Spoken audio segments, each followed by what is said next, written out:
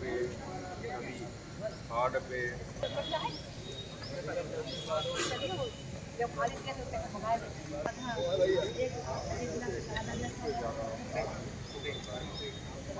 सर्दी वही सर्दी का मौसम है, गर्मी का मौसम तो नहीं होता है। गर्मी में गर्मी का मौसम जो है इतना नुकसानदेह नहीं है। आज ये नीचे आ जाओ, ये सब ले रहे हैं इसमें। चलो महिला में चलते हैं। इसमें देखिए कौन है। 6 मरीज हैं। मौसम है, अनेकों तरह तरह की बीमारियां फैल रही हैं। आज हम आए हैं जिला अस्पताल में, बात करेंगे यहाँ के डॉक्टरों से और यहाँ के कीमत से कि फैलने वाली बीमारियों से किस तरह बचाव करना चाहिए। आइए चलते हैं हम लोग जिला अस्पताल। काम कर सकते हैं अगर वो मतलब बड़ा दिल करके गर्म कपड़े दान करें, या मतलब रैन बसेरों में कंबलों इत्यादियों का इंतज़ाम करें, या कुछ न करें, सिर्फ रात में एक बार ठिठुरती सर्दी में निकल जाएं और अपने आँख और दिमाग को खोल कर रखें, तो उन्हें खुद रास्ता दिख जाएगा कि मैं कैसे गरीबों की मदद करूं। के ट्रीटमेंट के लिए विशेष ध्यान देना चाहिए, जिसमें जैसे जो बहुत सारे बच्चे आते हैं जिनको जुकाम बहुत कस के होता है, निमोनिया होता है, उनको सांस लेने में दिक्कत होती है, तो उनके लिए न्यूप्लाइजर वगैरह है, ये है। बाकी ड्रॉप्स हैं, बाकी जो ट्रीटमेंट होता है डॉक्टर साहब कर लिखते हैं, बस वही हम करते हैं। इनके माँ बाप को क्या करना चाहिए? इनके माँ बाप को केयर करना चाहिए, सर्दी से बच्चों को बचाना चाहिए, मतलब ठंडी चीज़ नहीं खानी चाहिए, जैसे मूली हो गया और ये सब, और बच्चों को मतलब कवर करके रखना चाहिए। मैं जनपद के सभी जो भी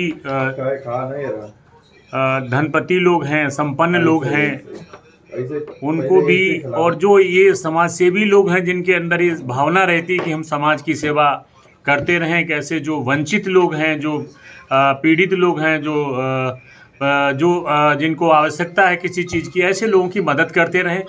और ये समय सर्दी का मौसम जो है बहुत ही बचाव के लिए काफ़ी कुछ सुझाव देते हैं। गर्म कपड़े पहनिए, घर में रहिए, अगर जैसा भी आपके पास उपाय हो घरेलू, वो सब ठीक से ही रखो बच्चों को।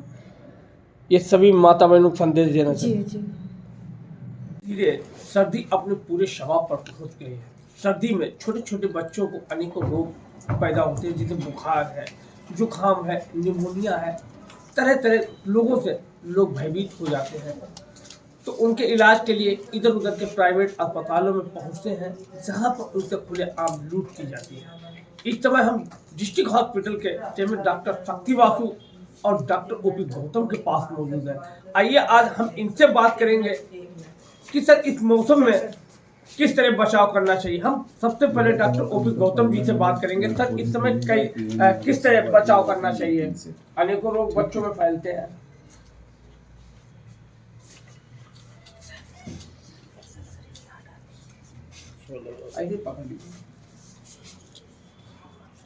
हाँ, ये सर्दी के मौसम में एक्चुअली टेम्परेचर जो है वो कम हो जाता है ठंड की वजह से।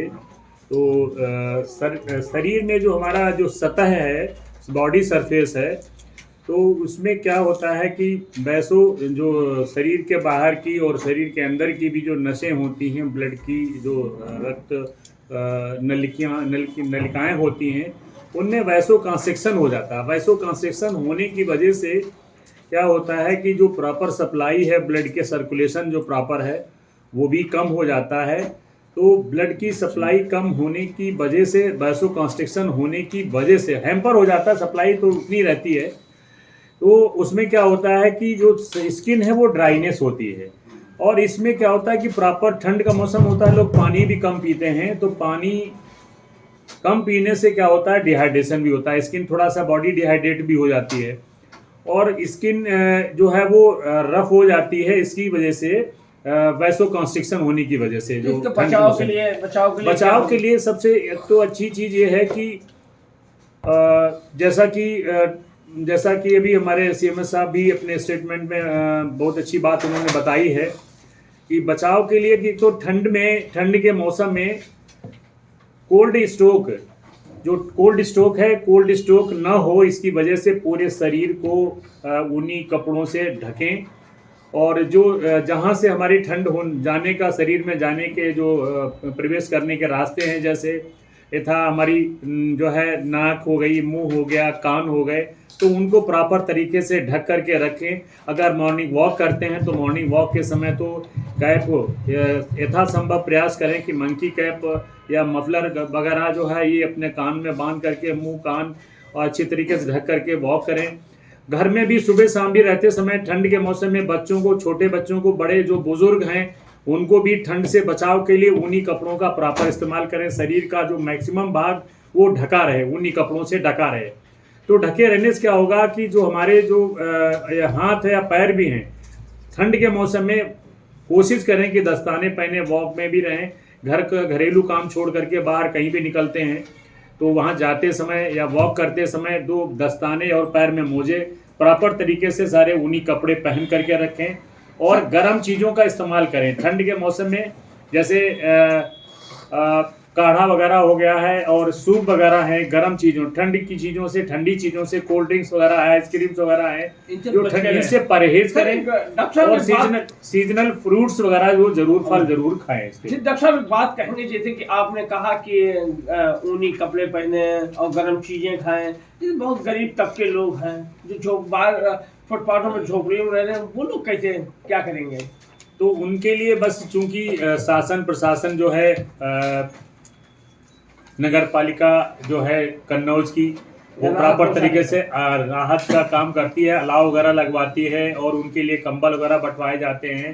कंबल हैं, ऊनी कपड़े वगैरह जो भी और भी संस्थाएं वगैरह बांटती हैं। तो ऐसे लोग कोशिश ये करें, जो भी जैसे गरीब तबके के लोग हैं, आवश्यकता पड़ने पर ही ठंड के मौसम में घर से बाहर निकलें। ये थे हमारे साथ डॉक्टर ओपी गौतम जी। इन्होंने अपने विचार रखे, अच्छा सुझाव दिया कि हर कोई है ऊनी कपड़े पहने, अलाव सहारा भी ले, जिससे सर्दी का मौसम में से बच सकते हैं। अब हम बात करेंगे डॉक्टर शक्ति वासु जी से, जैसे कि सर्दी का मौसम है, ऐसे में अनेकों रोग जन्म लेते हैं, इनसे बचाव के लिए क्या करना चाहिए? क्योंकि ये कन्नौज जो है एक गरीब एक क्षेत्र है, कोई यहाँ फैक्ट्रियाँ नहीं है, छोटे छोटे कार हैं, लोग अपने मजदूरी करते हैं, इतना वो नहीं कर सकते क्योंकि मजदूरी करना भी जरूरी इसलिए क्योंकि 2 वक्त की रोटी कैसे जुटाएंगे। तो विशेषकर आप ये जानकारी दें हमारे दर्शकों को कि बीमारियों से कैसे बचाव किया जाए। देखिए, जो ये मौसम है ये अमीर गरीब ये तो नहीं देखती है, मौसम सभी के लिए समान है। हाँ, संसाधन की उपलब्धता जो है उस पर ज़रूर निर्भर करता है कि किसकी पहुंच कितने संसाधनों तक है। तो जहाँ तक बीमारियों की बात है, बीमारियों का पैटर्न तो कमोबेश वैसे ही रहेगा, परंतु जिनको एक्सपोजर ज़्यादा हो रहा है उसमें बीमारियों को ग्रहण करने की क्षमता या मादा ज़्यादा हो जाती है। अब पहले मैं बीमारियों की बात कर लूँ कि सर्दियों में त्वचा से लेकर के दिल की बीमारियाँ, सांस की बीमारियाँ सभी नोन हैं और मोस्ट ऑफ द टाइम यही होता है कि टेम्परेचर के अचानक से नीचे गिर जाने से जो वेजो कंस्ट्रिक्शन वाली बात होती है उससे तो त्वचा की विशेषकर बीमारियां होंगी।